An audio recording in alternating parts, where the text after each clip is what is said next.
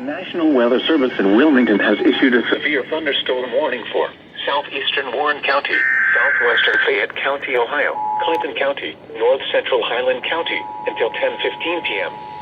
At 9:42 p.m., a severe thunderstorm was located over Morrow, moving east at 50 miles an hour. Hazard, 60 miles an hour wind gusts. Source, radar indicated. Impact, expects damage to trees and power lines. Locations impacted include Lebanon, Wilmington, Blanchester, Sabina, Morrow, South Lebanon, Mainville, Clarksville, Martinsville, Midland, Butlerville, Pleasant Plain, Melbourne, State Route 123 at State Route 132, Fort Ancient, Oakland, Lees Creek, Morrisville, Ogden, and New Martinsburg. This includes I-71 in Ohio between mile markers 29 and 43.